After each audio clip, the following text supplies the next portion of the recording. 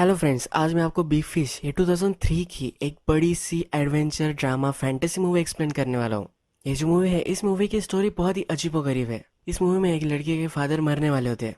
अब उसे पता ही नहीं होता कि उसके फादर क्या करते हैं, क्योंकि उसके फादर हमेशा उसे अजीबोगरीब स्टोरीज सुनाते हैं। अपने फादर को जानने के लिए उनकी जो स्टोरीज होती है, इनका वो सेंस बनाना चाहता है। ये जो स्टोरी है, ये अलग ही तरह का एडवेंचर है। इस मूवी में जो भी सब चीज़ें मैं आपको बताऊंगा, इसे सिर्फ आप एक्सेप्ट कर लीजिएगा। ये एक स्टोरी है एज अ फेरी टेल, आप इसे एक्सेप्ट कर सकते हो। इसके बाद में इसका क्या सिग्निफिकेंस है, ये आपको मूवी के लास्ट में पता चल जाएगा। हम अगर देखें तो स्टोरीज क्या होती है। स्टोरीज ये एक सच जो झूठ में लिपटा हुआ होता है। इसी तरीके से आज की भी हमारी एक स्टोरी है। तो चलिए इस ब्यूटीफुल मूवी को एक्सप्लेन करना स्टार्ट करते हैं। मूवी स्टार्ट होती है और इस स्टोरी का मेन कैरेक्टर हमें दिखता है। इसका नाम है एडवर्ड ब्लूम। इसके पूरे लाइफ की स्टोरी हमें इस मूवी में बताई जाएगी। अलग अलग टाइम पीरियड में अलग अलग स्टोरी हमें बताएगा। मूवी स्टार्ट होती है तो एड अपने सन को उसकी स्टोरी बता रहा होता है। ये कहता है कि जब मैं यंग था तो एक बड़ा सा फिश हमारे गांव में था। उसे कोई भी पकड़ नहीं सकता था। बहुत सारे लोगों ने बहुत ट्राई किया, पर कभी भी उसे पकड़ नहीं पाए। अगर कोई उसे पकड़ भी लेता तो उसका नेट फट जाता। मैं इस फिश को पकड़ने के लिए बहुत ही डिटरमाइंड था। एक दिन मैंने बहुत ही बड़ा सा रॉड लाया। ये जो रॉड था इतना स्ट्रांग था कि बिल्डिंग को भी पकड़ सकता है। अब जो ये फिश है, इसे पकड़ना आसान नहीं है। कितना भी लालच इसे कुछ भी फिश का दे दो, फिर भी ये पकड़ में नहीं आने वाला। इसे पकड़ने के लिए मेरी जो एक रिंग थी, ये मैंने दाव पर लगा दी थी। ये रिंग जब मैंने पानी में डाली तो एक सेकंड में इस फिश ने ये पकड़ ली। ये जो रिंग थी, ये मेरी वेडिंग रिंग थी। इसे मैं जाने नहीं दे सकता था। इस फिश ने इस रिंग को खा लिया था, फिर वो पकड़ में नहीं आया था। मैं उसके पीछे पीछे भागता गया। अलग अलग रिवर्स में से मैं घूमता हुआ उसे मैंने पकड़ लिया। हमें मैं स्टोरी बताते हुए ही दिखता है कि यही स्टोरी बच्चे के समर कैंप पर भी इसी एडवर्ड ने बताई है। अब इसका जो बेटा है, ये बड़ा हो चुका है। इसका नाम विल है। विल की आज शादी है और इसकी शादी में भी एडवर्ड यही स्टोरी सुनाता है। विल इससे एनॉय हो जाता है और वो बाहर चला जाता है। फिर भी हमें ये स्टोरी कंटिन्यू हुई दिखती है। एड कहता है कि उस फिश का मैंने पीछा किया। जब मैंने इसे पकड़ा तो मुझे पता चला कि ये एक मादा है। इसे बच्चे होने वाले हैं, तो मैं उसे कैसे मार सकता था। इसके बाद इसने उस फिश से कहा कि उसकी रिंग उसे वापस कर दे, और उस फिश ने उसे वो रिंग वापस कर दी। एडवर्ड सब लोगों से कहता है कि उस दिन मैंने एक बड़ा सा लेसन सीखा। कभी कभी अगर एक बहुत ही ब्यूटीफुल लड़की तुम्हें चाहिए होगी, तो उसे वेडिंग रिंग ऑफर करना ही उस पर बेस्ट सोल्यूशन होता है। एडवर्ड का बेटा विल बाहर चला गया है, तो एडवर्ड उससे पीछे जाता है। उससे पूछता है कि क्या हुआ है। विल कहता है कि हमेशा आप स्टोरी सुनाते रहते हो। सच क्या है ये कभी मुझे पता नहीं होता। हमेशा आप ही सब चीज़ों का अटेंशन लेकर जाते हो। उसकी वेडिंग होती है और उस पर भी यही स्टोरी उसे सुना रहे हैं। विल कहता है कि आप एक ही स्टोरी बार बार सुनाकर अपने आप का मजाक उड़ाते हो। विल एड पर बहुत ही चिढ़ गया होता है। इसके बाद विल हमें कहता है कि इसके बाद मैंने 3 साल मेरे फादर से बात ही नहीं की।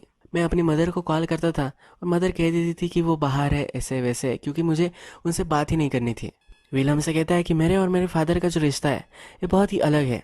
हम एक दूसरे को तो जानते हैं, पर भी मुझे बहुत ही स्ट्रेंजर महसूस होता है। हमेशा अलग अलग स्टोरी मुझे वो सुनाते आ रहे हैं। कभी भी एक्चुअल स्टोरी मुझे पता नहीं थी। विल को लगता है कि उसके फादर ने कभी भी किसी भी चीज़ की उसे कोई भी सच्चाई बताई नहीं है। इसी वजह से वो अपने फादर से रिलेशन नहीं रखना चाहता। एक दिन जब वो घर आता है तो उसकी वाइफ उसे कहती है कि उसके फादर को स्ट्रोक आ गया था। अब विल घर आ जाता है। अब हमें फिर से एडवर्ड अपने सन को स्टोरी बता रहा है, ये दिखता है। ये स्टोरी है जब एडवर्ड छोटा था। वो अपने फ्रेंड्स के साथ रात में एक भूतिया बंगले पर गया था। वो एक दूसरे में बात करते हैं कि यहाँ एक विच रहती है। इस विच की एक आग ग्लास से बनी हुई है। कोई भी अगर इस आग में दिखता है तो उसे उसकी डेथ दिख जाती है। एड इस पर ज़्यादा बिलीव नहीं कर रहा था, तो उसके फ्रेंड उसे कहते हैं कि जाओ फिर देख कर आओ। उसे उकसाते हैं अंदर जाने के लिए। एड भी थोड़ा सा डरा हुआ होता है, फिर भी वो अंदर जाता है। इस विच से वो मिलता है।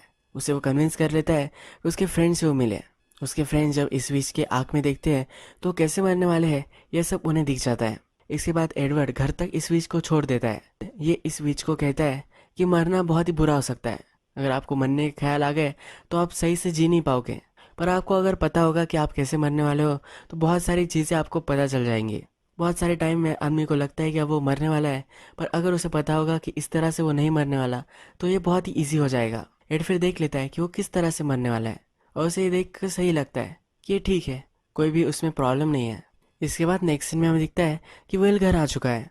इसकी वाइफ जो है, ये अब प्रेग्नेंट है। इसके मदर को इसे देखकर बहुत ही खुशी होती है। इसकी मदर कहती है कि तुम्हारे फादर कुछ खा नहीं रहे, प्लीज़ ऊपर जाकर उन्हें कुछ खिला कर आओ। ये जब अपने फादर को देखता है तो उसके फादर को पता होता है कि इसकी वाइफ प्रेग्नेंट है। एडो से कहता है कि अब तुम्हारी लाइफ बहुत ही सरप्राइजेस से भरी होंगी, तुम्हारा बच्चा होने वाला है।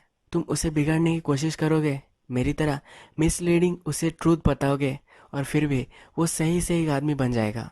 तुम जिस तरह से एक अच्छे आदमी बन चुके हो, तो मुझे नहीं लगता कि मैं एक बैड फादर था। विल थोड़ा सा उसके फादर को खिलाता है और कहता है कि मैं अब यहाँ हूँ, इसके बाद हम कब मिलेंगे ये मुझे नहीं पता। जो स्टोरी, जो इवेंट जिस तरह से हुए थे, क्या आप मुझे उस तरह से बता सकते हो? एड इस पर शांत हो जाता है, उसे वो कुछ भी बताने नहीं वाला होता। विल फिर डिसअपॉइंटेड होकर वहाँ से चला जाता है। अब नेक्स्ट सीन में हमें दिखता है कि विल जब छोटा था तो एड उसे और एक स्टोरी सुना रहा है। ये कहता है कि जब मैं छोटा था तो मुझे एक बीमारी हो गई थी, मैं ज़्यादा ही बढ़ने लग गया था, इसी वजह से मुझे 3 साल तक बेड में रहना पड़ा। एक मशीन के सहारे ये जीता था, ये इस स्टोरी में उसे बताता है।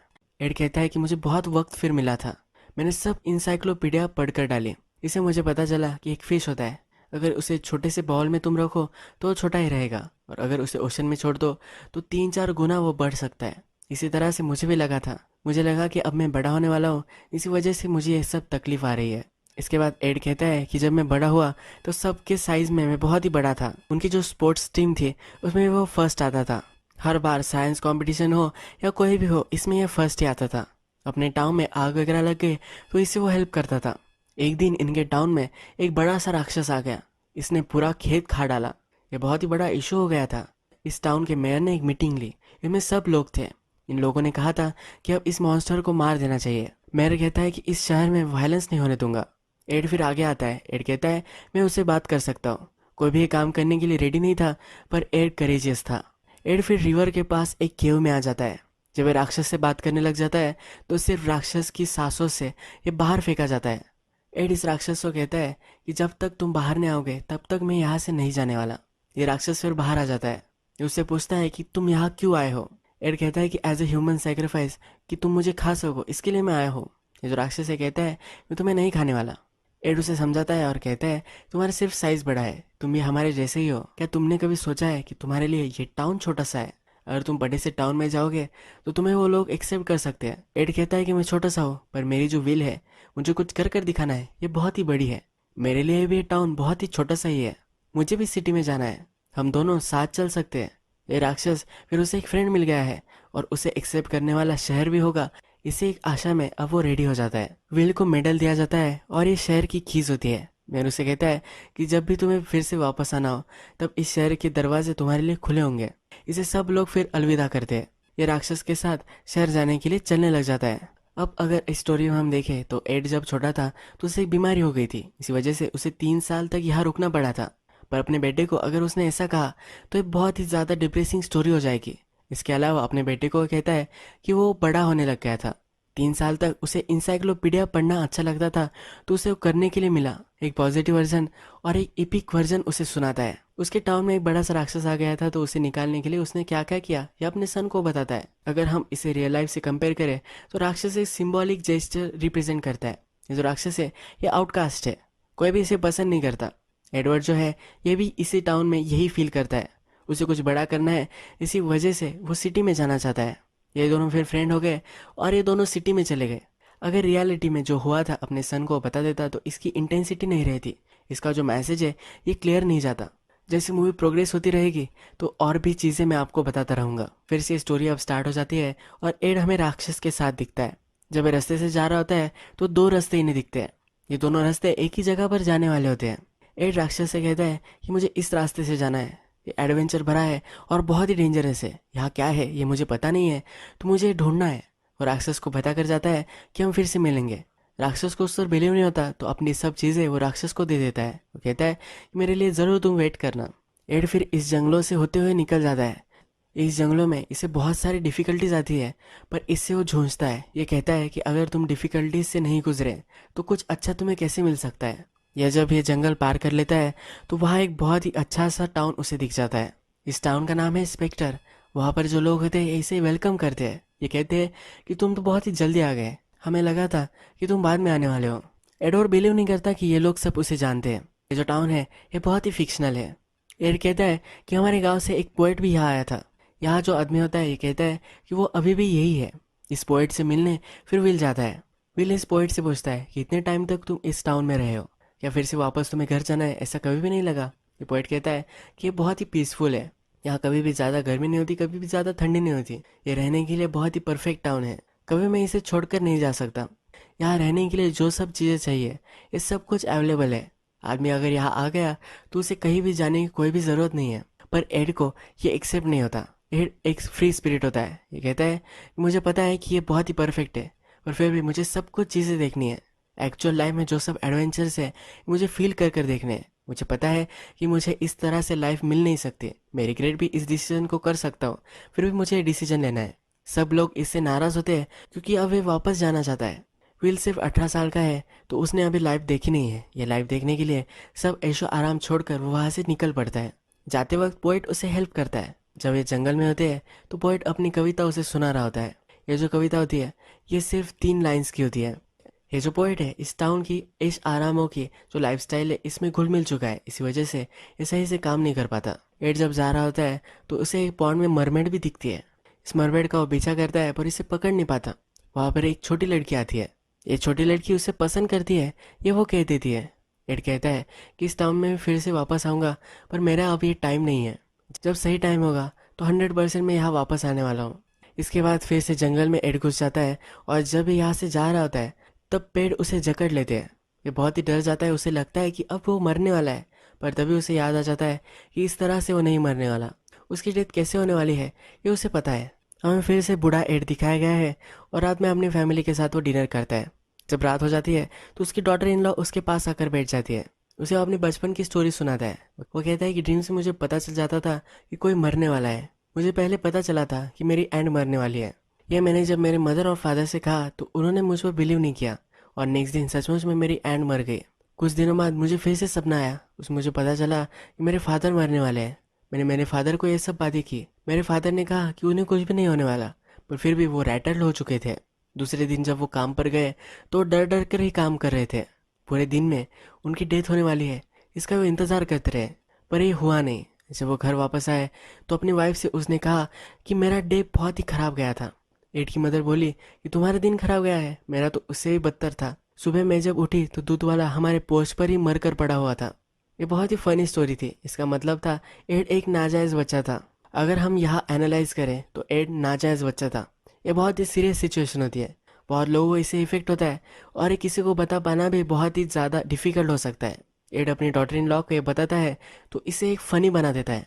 स्टोरीज में छुपा हुआ सच, यही इस मूवी का पॉइंट है। अब एड उसकी वाइफ से कैसे मिला था ये अपनी डॉटर इन लॉ को बता रहा होता है। वो उसे कहता है कि जब राक्षस के साथ मैं सिटी में आ गया तो मैं एक सर्कस में गया था। सर्कस का जो मास्टर था उसने जब इस राक्षस को देखा तो अचंभित हो गया। इस राक्षस को उसने एक जॉब दे दी। इस सर्कस में ही एड उसकी वाइफ को देखता है। इसे पहली बार में उससे प्यार हो जाता है। इसका टाइम यही रुक जाता है। इसका नाम वगैरह कुछ भी नहीं जानता तो बहुत ही डिस्टर्ब हो जाता है। सर्कस का जो मास्टर होता है उसे अपनी प्रॉब्लम बताता है। मास्टर इस लड़की को जानता है पर उसे इसकी इन्फॉर्मेशन नहीं देने वाला होता। मास्टर कहता है कि तुम कुछ काम नहीं करते। काम ने तुम्हें बहुत ही अच्छे काम किए होंगे, पर ये सिटी है, सिटी में तुम इस तरह से नहीं रह सकते। तुम्हारे पास अगर जॉब नहीं होगी तो उसे तुम अच्छी लाइफ नहीं दे पाओगे। वो उसे उसका पता नहीं देने वाला होता। एड कहता है कि तुम सर्कस के मास्टर हो, तुम मुझे यहाँ जॉब दे सकते हो। मास्टर कहता है ऐसे ही मैं किसी को कुछ भी नहीं देता। एड फिर बोलता है कि मैं फ्री में काम कर सकता हूँ, मुझे सिर्फ उस लड़की का पता चाहिए। मास्टर फिर एड से एक डील करता है। ये कहता है कि जिस मंथ तुम मेरे लिए काम करोगे उस मंथ उस लड़की के बारे में एक चीज़ मैं तुम्हें बताऊंगा। हमें दिखता है कि बहुत अजीब व गरीब ये काम एड करता है। एड सर्कस में हर्ट भी हो जाता है, फिर भी ये काम वो करता रहता था। 3 साल गुजर जाते हैं और उस लड़की के बारे में छोटी छोटी बातें उसे पता चल जाती है, जैसे कि उसे म्यूजिक पसंद है। पर ये लड़की कौन है क्या है इसे कुछ भी इसके बारे में पता नहीं होता। जब एक दिन अपने मास्टर से मिलने जाता है तो उसके ट्रेलर में एक वुल्फ होता है। इस वुल्फ की और एड की फाइट हो जाती है। एड एक लकड़ी लेता है और उसे दूर फेंकता है। ये जो वुल्फ है ये कुत्ते जैसा हो जाता है। ये उस लकड़ी को फिर से एड के पास लेकर आता है। ये जो वुल्फ था ये अकेला था, एड के साथ इसे खेलना था, इसी वजह से ये उस पर अटैक कर रहा था। एड कहता है कि कभी कभी आपको चीज़ें लगती है कि जो बहुत ही डरावनी है, पर एक्चुअल में वो आपसे हेल्प मांग रहे होते हैं। अगर आप लोगों को कंपैशन से ट्रीट करोगे तो वही कंपैशन आपको फिर से वापस मिल सकता है। जब सुबह होती है तो ये जो वुल्फ था ये मास्टर ही था। रात में मास्टर वुल्फ बन जाता है। मास्टर ने अब देख लिया है कि एड बहुत ही अच्छा आदमी है। अब इस लड़की के बारे में वो सब कुछ उसे बता देता है। वो कहता है कि वो यूनिवर्सिटी में है, उसका सेमेस्टर खत्म होने वाला है, तो जल्द से जल्द तुम वहाँ चले जाओ। एड बहुत ही खुश हो जाता है। वो भागते भागते ये लड़की जहाँ रहती है यहाँ पहुँच जाता है। इस लड़की का नाम सैंड्रा है। ये सैंड्रा का डोर खटखटाता है। उसे कहता है कि तुमसे बहुत ही ज़्यादा प्यार करता हूँ, तुम्हारे लिए मैंने 3 साल मेहनत की है। उसके साथ जो सब हुआ है ये उसे कहता है। सैंड्रा कहती है कि तुम्हारी रेपुटेशन से तुम्हारे बारे में जानती हूँ, पर हमारी शादी नहीं हो सकती। तुम जिस टाउन में आए हो उसी टाउन के एक लड़के से मेरी शादी होने वाली है।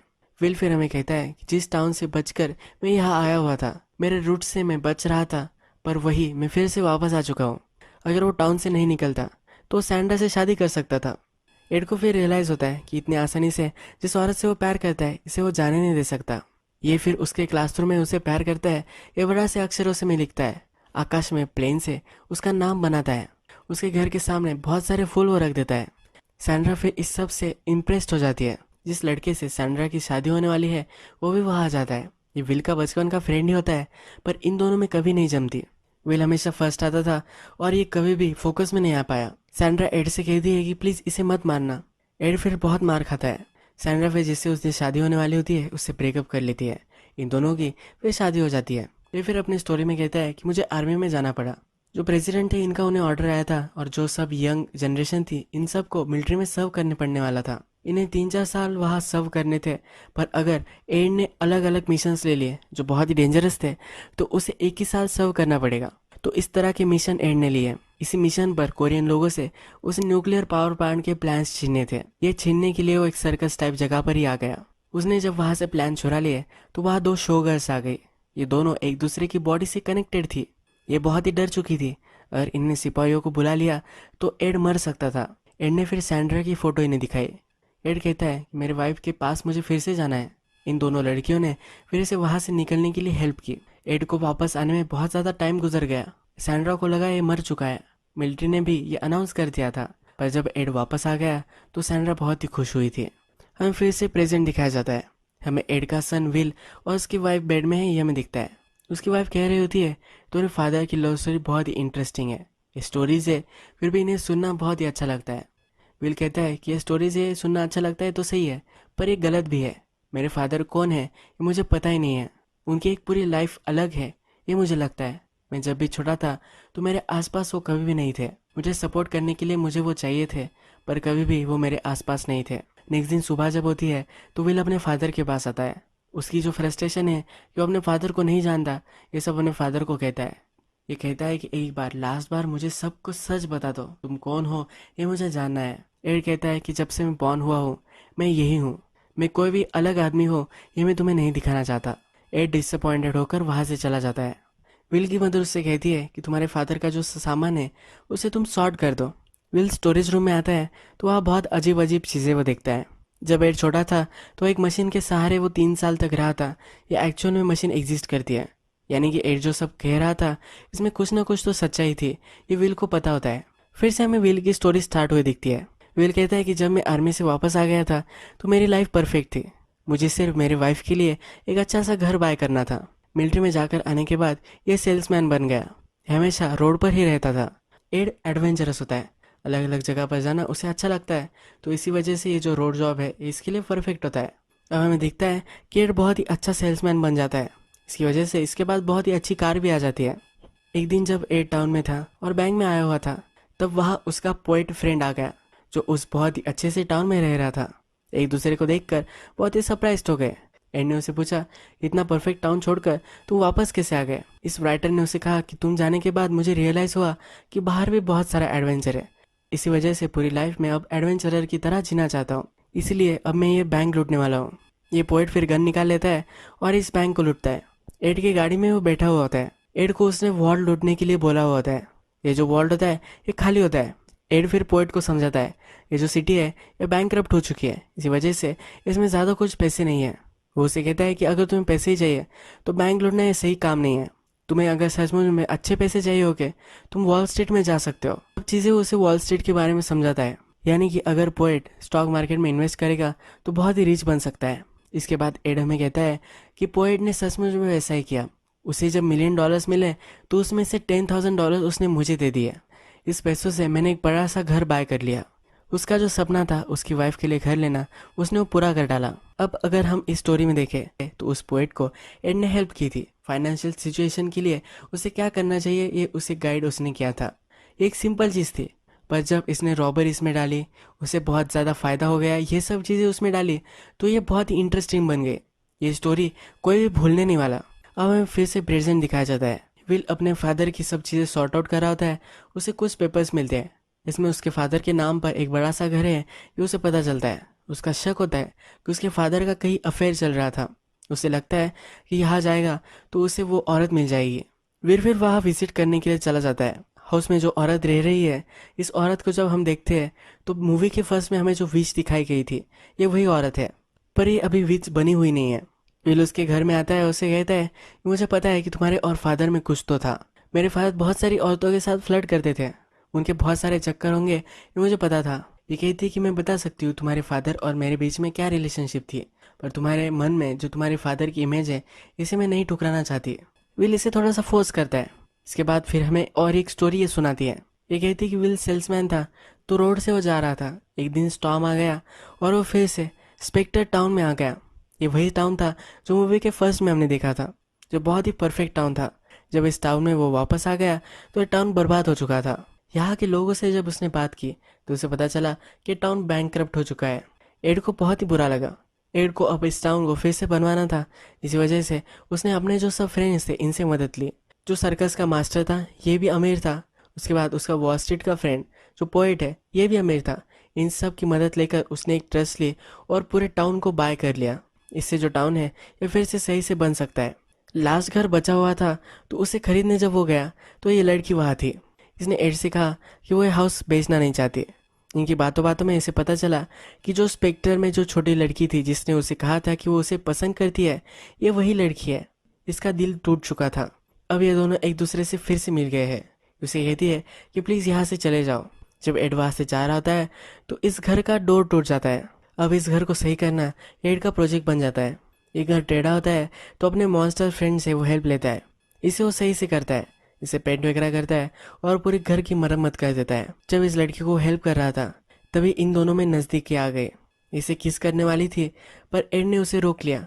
एड ने कहा था कि वो अपनी वाइफ से बहुत ही प्यार करता है, वो इसके साथ अफेयर नहीं कर सकता। एड जब जा रहा था तब इस लड़की ने उसे जो विल थी वो वापस कर दी।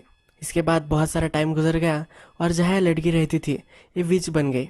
जहाँ से स्टोरी स्टार्ट हुई थी यहीं पर ये ख़त्म हो गई। बेचारा विल यहाँ बहुत ही डिसअपॉइंटेड हो जाता है।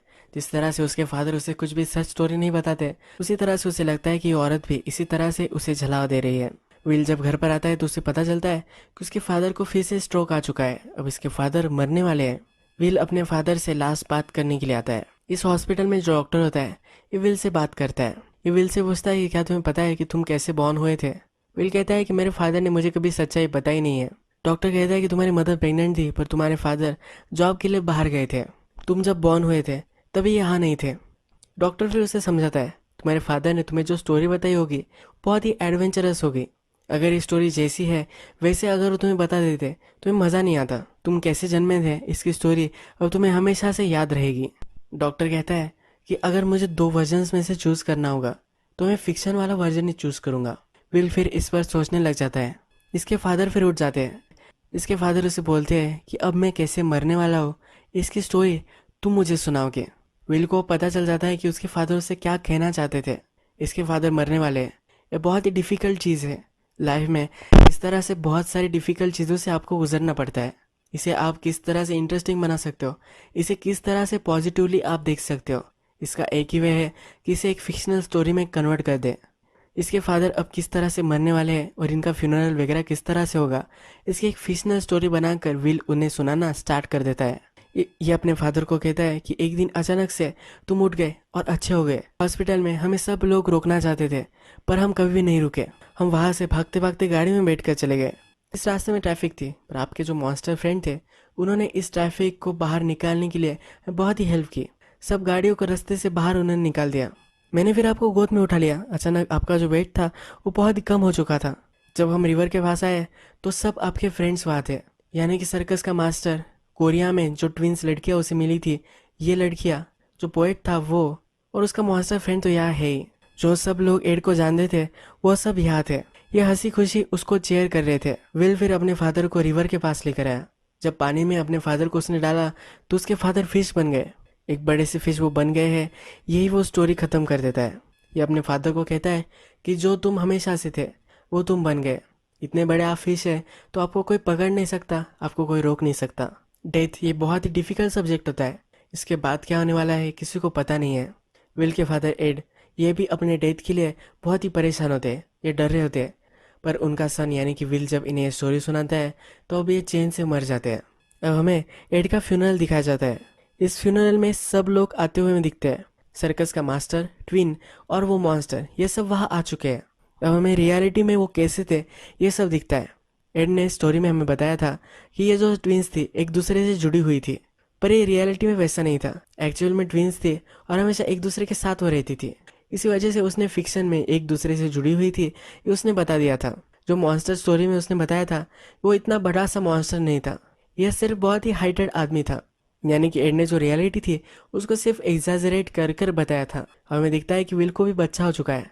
जो स्टोरीज उसके फादर जिस तरह से उसे बताते थे उसी तरह से वो भी स्टोरीज अपने बच्चे को बताता है। यही मूवी एंड हो जाती है। इस मूवी में हमें बताया गया है कि मरने के बाद हम लेगेसी छोड़कर जाते हैं। हमारे आसपास जो सब लोग होते हैं वो हमें स्टोरीज में ही याद रखते हैं। अगर हमें लोग स्टोरीज में याद रखें तो हम अमर हो जाते हैं। इस मूवी में जो भी लाइफ हमें जीनी है एक एडवेंचरर की तरह हमें जीनी चाहिए। एक मैसेज दिया जाता है कितने भी बुरे टाइम में आप रह रहे हो तो भी आप अच्छे से जी सकते हो, इसे आप इंटरेस्टिंग बना सकते हो। बहुत ही अच्छी मूवी थी। और अगर आपको ये वीडियो अच्छा लगा होगा तो प्लीज़ इस वीडियो को लाइक कर दीजिएगा। मैं बहुत सारी ऐसी मूवीज़ लेकर आता रहता हूँ, तो इस चैनल को सब्सक्राइब कर दीजिए और बेल नोटिफिकेशन आइकन भी दबाना मत भूलिए, यानी कि आपको सब मूवीज़ मिलते रहे। हम फिर से मिलेंगे एक नई मूवी के साथ, तब तक के लिए थैंक यू और आप अपने आप का ख्याल रखिए।